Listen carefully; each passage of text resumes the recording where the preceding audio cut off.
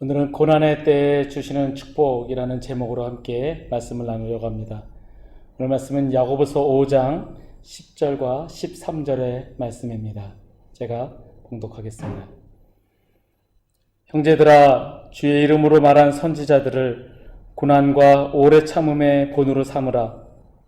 너희 중에 고난당하는 자가 있느냐? 그는 기도할 것이요. 즐거워하는 자가 있느냐? 그는 찬송할지니라. 아멘. 코로나가 정말 오래갑니다. 참 미운 코로나입니다. 여기 말레이시아는 확진자가 매일 2만 명을 넘어섰고 백신의 접종률도 많이 높아지고 있긴 하지만 확진자의 숫자는 줄어들지 않고 계속 늘어만 갑니다. 지금 이제 락다운으로 밖을 나가지도 못하는 게 벌써 10주가 돼갑니다. 참 힘든 때인 것 같습니다. 주변의 이야기들을 들어보면 직장을 잃고 수입이 줄어서 정말 가장 기본적인 먹고 사는 것조차 해결이 안 되는 사람들도 많다고 합니다. 그리고 또한 코로나로 인해서 학교를 가지도 못하고 집안에만 있다 보니 청소년들이 우울증에 걸려서 스스로 목숨을 끊는 경우도 참 많다라고 합니다. 이렇게 힘들고 어려운 때에 우리는 예수 그리스도를 믿는 그리스도인으로서 이 시기를 어떻게 이겨내야 할까? 하나님께서는 왜 우리에게 이런 고통과 고난을 주셨을까? 말씀을 통해서 믿음의 선조들의 삶을 바라보며 우리들의 살아가야 할 방법을 찾아가시기를 바랍니다. 오늘 말씀에서 야고보 사도는 이렇게 권면합니다. 10절의 말씀입니다. 형제들아, 주의 이름으로 말한 선지자들을 고난과 오래 참음의 본으로 삼으라. 아멘. 주의 이름으로 말한 선지자들은 고난을 많이 당하였습니다. 옳은 말을 했고 주의 말씀을 대언하였는데 오히려 그것으로 인하여 고통과 고난을 받고 죽기도 하고 감옥에 갇히기도 하였습니다. 성경 속에 나오는 많은 사건들 중에 사도행전 12장에 보면 베드로 사도가 감옥에 갇힌 이야기가 나옵니다. 헤롯 아그리빠 왕은 이미 사도 요한의 형제 야고보 사도를 칼로 죽였습니다. 그리고 이어서 베드로를 죽이려고 감옥에 가두었습니다.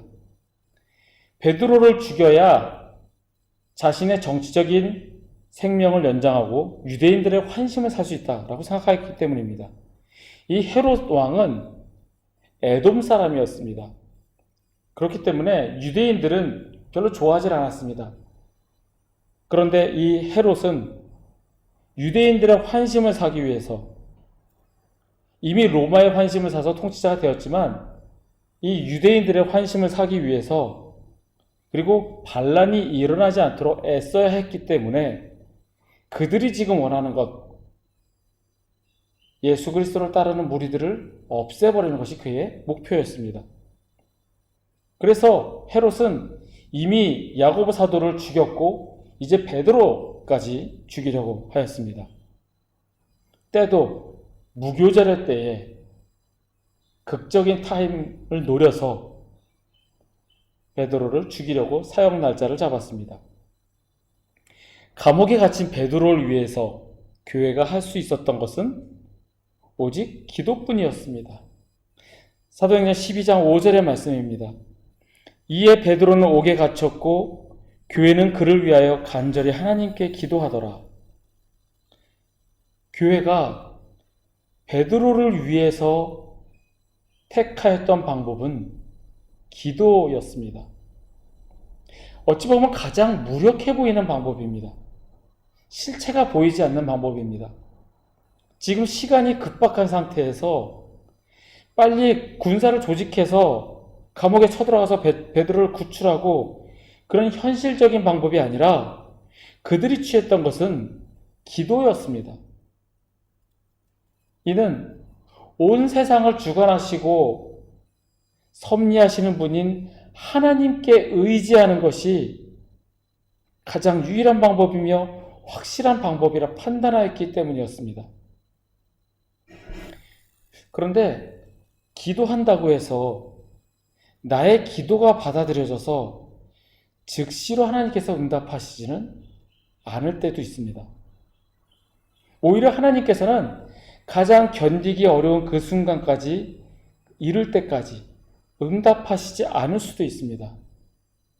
그렇게 하시는 이유는 나의 기도의 노력으로, 나의 힘과 노력으로 어떤 일이 성취되었다라는 그런 나의 공로로 인함이라는 착각을 갖지 못하게 하려 하심입니다. 그렇기 때문에 우리가 기도하였을 때 그 문제가 해결되는 것은 하나님의 때에 하나님의 방법으로 이루십니다. 반대로 기도하지 않는다면 문제가 해결되었을 때 그 해결이 하나님으로부터 나왔음을 알 수 없을 수도 있습니다. 기도하지 않았는데도 문제가 해결이 됐는다면 하나님은 계시지 않다라고 생각할 수가 있다는 겁니다. 그래서 우리는 기도해야 되고, 우리가 하나님께 간절히 매달릴 때 하나님의 때에 하나님의 방법으로 해결해 주시고 우리에게 경험케 하십니다. 교회의 지도자인 베드로가 감옥에 갇혔을 때, 죽을 위기에 처해 있을 때 교회는 그를 위하여 기도하였습니다. 그리고 하나님께서는 베드로를 옥에서 나오게 하셨고 교인들을 만나게 하셨습니다. 그리고 헤롯의 위협으로부터 피하게 하셨습니다. 하나님께서 하시고자 하셨던 방향은 베드로를 피하게 하시고 베드로를 살리시는 길이었습니다. 사도 야고보는 죽게 허락하셨지만 베드로는 아직은 죽음의 때가 아니라는 하나님의 뜻이었습니다. 거의 비슷한 예가 또 있습니다. 바울과 실라가 옥에 갇혔을 때 마찬가지로 도망갈 수 있게끔 옥문이 부서지고 착고가 풀렸지만 그들은 도망가지 않고 그대로 남아 있었습니다. 베드로와 똑같은 상황이지만 그들은 감옥에 그대로 남아 있었습니다. 그리고 그 사건을 통하여 그 감옥을 지키는 간수를 전도할 수 있는 역사가 일어나게 됩니다. 너무나도 유명한 말씀입니다. 주 예수를 믿으라. 그리하면 너와 내 집이 구원을 받으리라. 유럽의 비신자를 향한 선포입니다. 이러한 일련의 사건들을 통하여 성령께서는 유럽의 빌립보에 교회를 세우게 하십니다. 바울과 실라가 베드로처럼 감옥을 도망가서 피하는 것이 하나님의 뜻이 아니라 그 자리에 그대로 남아서 간수에게 복음을 전하고 그 땅에 복음이 선포되어 하나님의 교회를 세우는 것이 하나님의 계획이었습니다. 이 두 사건을 보면 고난의 때에 하나님께서는 하나님의 때에 하나님의 방법으로 이루신다는 것을 우리는 알게 됩니다. 그리고 그 결과 또한 하나님이 뜻하시고자 하시는 대로 이루어집니다. 중요한 것은 교회가 그리고 바울과 실라가 모든 믿는 자들은 기도하였다라는 것입니다. 간절히 기도하였습니다. 우리 역시 내게 힘들고 어렵고 고통과 고난의 때에 인간적인 방법으로 어떠한 길로 갈 것인가 모색하고 찾고 머리를 싸매는 것이 아니라 하나님께 기도해야 합니다. 저뿐만 아니라 참 많은 사람이 코로나로 힘들어합니다. 하루에도 몇 번씩 이 길이 맞나 생각할 때도 있고 어떻게 해야 하나 고민하기도 합니다. 이럴 때 우리가 할 수 있는 최선의 방법은 기도밖에 없습니다. 가장 무력해 보이는 방법인 기도. 하지만 하나님이 이 땅을 다스리시고 이 땅에 코로나를 허락하신 것도 그리고 나에게 이러한 고통과 고난을 주시는 것도 하나님이시기에 우리는 기도함으로 하나님의 뜻을 찾아가야 합니다. 이 시기를 통하여 나에게 깨우치게 하시려는 것이 무엇인지 다만 주님 앞에 엎드려 간절히 기도하시는 저와 여러분이 되기를 바랍니다. 두 번째로 우리는 기도를 통해 하나님께서 역사하심을 체험하게 됩니다. 구약에 다니엘의 세 친구 사드락과 메삭과 아벳느고가 나옵니다. 그들은 바벨론 왕 느부갓네살이 세운 금신상에 절하지 않았다라는 이유로 풀무불에 들어갈 위기에 처합니다. 이제 내 눈앞에는 풀무불이 맹렬히 타고 있습니다. 왕의 한마디면 이제 그 풀무불로 들어가 죽게 됩니다. 그런 그들에게 느부갓네살 왕은 마지막으로 회유하지만 이 사드락과 메삭과 아벳느고는 느부갓네살 왕에게 그들의 신앙을 증언합니다. 왕이여, 우리가 섬기는 하나님이 계시다면 우리를 맹렬히 타는 풀무불 가운데에서 능히 건져내시겠고 왕의 손에서도 건져내시리이다. 그렇게 하지 아니하실지라도 왕이여, 우리가 왕의 신들을 섬기지도 아니하고 왕이 세우신 금신상에게 절하지도 아니할 줄을 아옵소서. 하나님은 살아계시기에 우리를 이 풀무불에서 그리고 왕의 손에서 건져내실 것입니다. 그리고 하나님께서는 그런 능력이 충분하십니다. 하지만 그렇게 하지 아니하실지라도, 그리 아니하실지라도 하나님의 뜻이 우리가 죽기를 원하셔서 우리가 풀무불에 들어가 죽게 내버려 두실지라도 우리는 우상을 섬기지 않을 것이며 왕에게 절하지 않을 것입니다. 라고 그들의 신앙을 당당하게 증언합니다. 사드락과 메삭과 아벳느고는 하나님의 능력을 의심하지 않았습니다.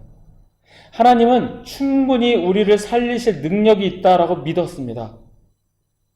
바로 내 눈앞에 맹렬히 타는 풀무불이 있어도 사람의 생각으로 이것을 어떻게 피해갈까? 아무리 문제를 해결할 방도가 없어 보여도 하나님의 능력을 믿어 의심치 않았습니다. 그럼에도 불구하고 하나님께서 우리를 죽이시기로 결정하신다면 무조건적으로 복종할 것이기 때문에 나는 오직 하나님만을 섬기겠습니다. 라고 담대하게 말합니다. 하나님의 능력을 의심하지 않고 무조건적인 복종을 다짐합니다. 앞서 말씀드렸던 옥에 갇혀있던 베드로, 그를 위해서 교회는 어떤 기도를 하였을까요? 아마 베드로를 살려달라고 기도했을 겁니다. 그리고 하나님의 뜻대로 이뤄달라고 기도하였을 겁니다. 베드로가 풀려날 줄은 꿈에도 생각하지 못했습니다. 그래서 베드로가 풀려나서 그들이 기도하고 있는 그 집의 문 앞에 섰을 때 로데라는 여자아이가 베드로의 음성을 듣고 베드로가 대문 밖에 서 있습니다 라고 교인들에게 이야기하였을 때 네가 미쳤도다 라고 교인들은 이야기합니다. 베드로가 나올 수 있는 방법이 전혀 없었기 때문에 그는 베드로가 나왔다라는 사실을 믿을 수가 없었습니다. 또한 하나님의 뜻이 그를 살린다라는 것인지를 몰랐기 때문에 그런 반응이 나왔습니다. 바울과 실라 역시 살려달라고, 풀려나게 해달라고 기도하지 않았습니다. 기도하고 하나님을 찬양하였습니다. 잔뜩 매를 맞고 아픔과 고통 가운데 있는데 빨리 이 힘든 상황에서 풀려나게 해달라고 기도하였다면, 옥문이 부서지고 창고가 부서졌을 때 주님이 내 기도를 들어주셨구나, 이제 빨리 나가자 라고 나갔을 겁니다. 그런데 그들이 가만히 있었던 것을 보면 바울과 실라의 기도의 방향은 자기 자신들의 안위만을 위한 것이 아니었다는 것을 우리는 알 수 있습니다. 믿음의 선조들은 고난의 때에 기도하였습니다. 그리고 기도할 때에 하나님께서 역사하심을 체험합니다. 그리고 이 세 사건의 공통적인 기도의 방향은 하나님의 주권의 결정에 대하여 순종하는 태도입니다. 단지 나의 힘든 것, 나의 지금 살고 있는 이것을 벗어나는 것만이 목표가 아니라 하나님의 주권적인 그 결정, 그곳에 순종하는 태도입니다. 우리의 삶 가운데 일어나는 모든 일의 제1원인은 하나님입니다. 하나님이 허락하셔야 모든 일들이 이루어집니다. 세상의 모든 일들이 하나님의 섭리 가운데 있기에 우리가 지금 참 미운 코로나를 마주하게 됩니다. 이 코로나라는 것이 누구를 위한 저주이네, 저들의 죄 때문이네, 다른 데서 이유를 찾을 것이 아니라 하나님께서 나에게 이 일을 허락하신 이유가 무엇일까? 기도하며 하나님이 이를 통하여 역사하심을 체험해야 합니다. 인류를 절망하게 만들고 수많은 사람들이 죽어나가게 만드는 질병이 무슨 하나님의 뜻이며 이렇게 나쁜 코로나가 왜 나를 이렇게 힘들게 하는가? 그렇게 생각할 것이 아니라 하나님께서 나에게 하시고자 하시는 말씀은 무엇이며 나는 이 일을 통하여 어떻게 더 주님과 가까이 교제할 수 있을까를 생각하며 주님이 나에게 역사하심을 체험해야 합니다.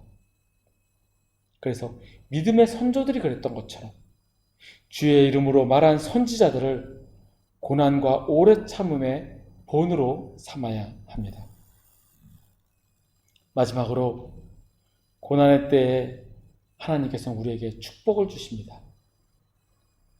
먼저 유념해야 할 것은 이 축복이 세상 사람들의 기준에서 말하는 복, 경제적인 이득, 돈, 성공 이런 것만을 의미하지 않는다는 사실입니다. 사드락과 메삭과 아벳느고가 풀무불에 들어갔다가 살아나왔을 때 느부갓네살 왕은 하나님을 찬양합니다. 초강대국 바벨론의 왕이 하나님을 찬양합니다. 하나님의 영광이 나타납니다. 그들이 목숨을 잃지 않고 살게 된 것은 두 번째입니다. 첫 번째는 이방인으로 하여금 하나님께서 영광 받으신 사건입니다. 베드로가 옥에서 나오고 몸을 숨긴 후에 그를 죽이려 했던 헤롯 왕은 한껏 자기의 위용을 드러냈지만 결국 벌레에게 먹혀 죽임을 당합니다. 그리고 이어지는 말씀은 하나님의 말씀은 흥왕하여 더하더라. 하나님의 복음은 더 널리 전파되며 하나님의 말씀은 그 위에 서고 세워집니다. 베드로를 살리심으로 그를 사용하여 예루살렘 교회가 든든히 서고 복음의 근원지로 하나님의 말씀이 흥왕하여 더하게 하십니다.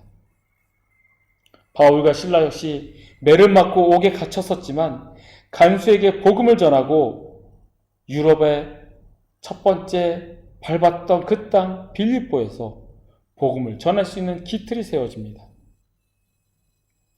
공통적으로 나타나는 축복은 하나님의 영광, 복음의 전파입니다. 신앙의 선배들의 고통과 고난으로 인하여 하나님의 영광이 나타납니다. 그리고 그 사건으로 말미암아 주의 복음이 전하여집니다. 세상적인 복만을 기대하였다면 실망되는 말씀일 수도 있습니다. 하지만 우리 그리스도인에게 있어서 가장 소중하고 귀한 것은 하나님의 영광을 나타내는 것이며 주의 복음을 전하는 자로 쓰임받는 것입니다. 사도 바울이 이렇게 고백합니다. 데살로니가전서 2장 2절입니다. 너희가 아는 바와 같이 우리가 먼저 빌립보에서 고난과 능욕을 당하였으나 우리가 하나님을 힘입어 많은 싸움 중에 하나님의 복음을 너희에게 전하였노라. 복음을 전하지 않으면 내게 화가 있을 것이다. 복음 전파의 중요성에 대해서 강변하였던 바울입니다. 복음을 전하는 것은, 전할 수 있는 자격이 주어진 것은 부족하고 미천한 자임에도 복음을 전하는 자로 사용하여 주심은 하나님의 놀라운 은혜이며 축복입니다. 고난의 시기에 우리에게 경제적인 어려움이 있을 수 있습니다. 정서적으로 불안하여 우울증에 빠지고 힘들어할 수도 있습니다. 하지만 이 고난의 때에 하나님께서는 저와 여러분을 하나님의 영광을 나타내는 자로, 복음을 전하는 자로 쓰시고자 준비시키십니다. 하나님의 은혜이며 축복입니다. 그리고 이 때를 지나 주의 복음을 전하는 자로 굳건하게 섰을 때 우리는 하나님을 기쁘시게 할 것입니다. 말씀을 정리하겠습니다. 고난의 때에 우리가 할 수 있는 최선의 방법은 기도뿐입니다. 힘없어 보이고 실체도 없어 보이는 방법 같지만 가장 강력하고 승리가 보장된 방법입니다. 기도를 하면 하나님께서 친히 역사하심을 체험하게 됩니다. 살아계신 하나님께서 역사하심을, 그리고 우리는 다만 순종함으로 체험하시기를 바랍니다. 마지막으로 고난의 때에 하나님께서는 복음을 전하는 자로 쓰시는 축복을 주십니다. 그 외에 다른 복을 주신 것은 우선 번외입니다. 하나님께서 뜻하신 대로 하실 것입니다. 우리에게 주시는 가장 큰 축복은 우리를 복음 전하는 자로 세우시고 그로 인하여 하나님께서 영광 받으실 것입니다. 우리 모두가 이 고난의 때를 지나며 오직 주님과 동행함으로 주님의 뜻에 순종하며 복음 전파에 애쓰는 저와 여러분이 되시기를 간절히 소망합니다.